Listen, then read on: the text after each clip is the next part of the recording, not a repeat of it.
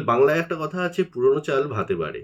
Kevin ফাইগি কিন্তু সেটাই করে দেখালেন এবছরের স্যান ডিয়েগো কমিক কনে। তিনি কিন্তু সমস্ত পুরনো লোকেদের ফেরত আনছেন এক এক করে।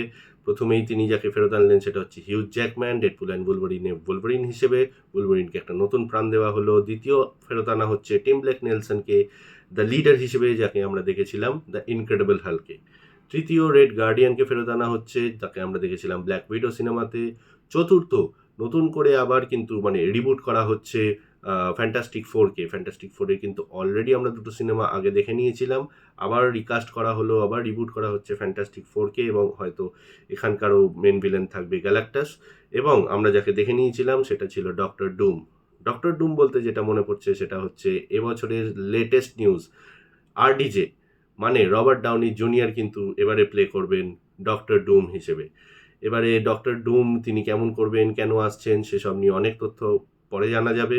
চতুর্থ যেটা আমরা জানতে পারছি সেটা হচ্ছে অ্যাভেঞ্জার্সের দুটো নতুন মুভি, অ্যাভেঞ্জার্স ডুমসডে এবং অ্যাভেঞ্জার্স সিক্রেট ওয়ার্স। হয়তো এই ডুমসডেতেই ডক্টর ডুমকেই দেখানো হবে, ডক্টর ডুম হবে অ্যাভেঞ্জার লেভেল থ্রেট। এই দুটো মুভি ডিরেক্ট করার জন্য কেভিন ফাইগি কিন্তু আবার নতুন করে ফেরত আনছেন পুরনো ডিরেক্টরদের, যেটা হচ্ছে রুশো ব্রাদার্স। রুশো ব্রাদার্স কিন্তু অলরেডি আমাদের অ্যাভেঞ্জার্সের মুভি দুটো, দুর্দান্ত দুটো মুভি আমাদেরকে গিফট করেছিলেন, সেটা হচ্ছে অ্যাভেঞ্জার্স ইনফিনিটি ওয়ার এবং অ্যাভেঞ্জার্স এন্ড গেম। এবারে এই রবার্ট ডাউনি জুনিয়রের যে কামব্যাক হচ্ছে সেটা হিসেবে কিন্তু মার্ভেল ফ্যান এবং আয়রন ম্যান ফ্যানেরা কিন্তু দ্বিধাবিভক্ত। মার্ভেল ফ্যানেরা যেখানে খুবই উত্তেজিত যে আমরা রবার্ট ডাউনি জুনিয়রকে দেখতে পাবো, সেখানে আয়রন ম্যান ফ্যানেরা কিন্তু একটু হলেও অক্ষুণ্ণ হয়েছেন। তাদের মনে হচ্ছে বাবা, শুধু শুধু কাঁদলাম, पैसा बर्बाद।